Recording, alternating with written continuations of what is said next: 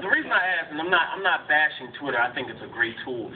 But the funny thing is, I wrote an article just a few years ago, actually probably a year or so ago, called "Twitter Will Destroy Your Music Career." Yeah. And that article, I think I read that. Yeah, it kept going on and on. It kept getting retweeted over and over. And I found that artists need a filter. They need somebody to tell, like, I mean, Chris Brown's a good example, and not to pinpoint him, but, you know, he had his Mechanical Dummy Twitter, he killed it. I mean, he was just doing it. He just always does things, then he deletes it or whatever. Yeah. He's a good example. What are your thoughts on Twitter from an artist standpoint? When used right, it can be a good tool, but it's definitely very, very dangerous with a career. People don't understand how one tweet, what is this, Gilbert, what's his name? Gilbert, like, he said something about Japan recently, and then all of a sudden started losing everything. Like, you don't.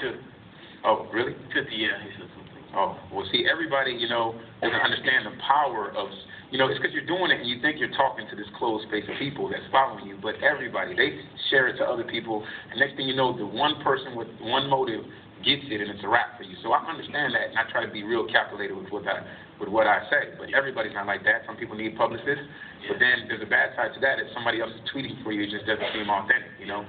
So I believe that if you're going to tweet, you should do it yourself, but then you should be smart about it. And then there's a dangerous side to it, like, you know, I'm in the Atlanta airport, you know, I'm walking, and I look, and I see somebody just staring at me, and I'm walking, and I just take, like, 5 steps, and then I look at my Twitter, and it's like, I just seen Chamillionaire at Terminal B. Like, you know, you can't even hide nothing nowadays. Right. Can I just keep Terminal B to myself, please? Right. Like, you know, it gets to a point where it's like, that's dangerous. You don't understand how that could affect me, man. There's so many people watching that stuff, and people are following me, so you kind of got to move a little bit more in silence, especially if you're, you know, a bigger star like Eminem. Like, if Eminem is anywhere right now, you could search on Twitter and somebody's going to say they see him somewhere. So I can know what city he's in.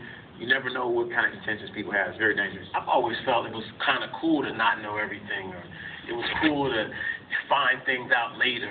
I'm starting to believe that a lot, too. You know what I'm saying? There's a mystery about certain people that's impressive. Like Jay-Z. Why is he the biggest? It's like we want to know. Right. But if Jay-Z right now is sitting on his couch in his boxers, like, I don't know if I should know that. That just messes up the whole, you know, walking on gold floors. Right. You know what I mean? Like, you know, you can believe that Jay-Z flies in his backyard in a private jet every day. You know what I mean? Like, but so if you've seen him, like, you know, playing the Wii in his house or something, we'd be like, what? That'd be cool to see. But then again, it might mess up the whole aura of Jay-Z. You know, so I think too much can be too much. It kind of needs to be, and there's some people that use it a little sparingly. I see like J. Cole, he uses it a little sparingly. He'll say some things sometimes, but doesn't get too detailed, and it's not talking about what he's eating today and stuff like that. Right.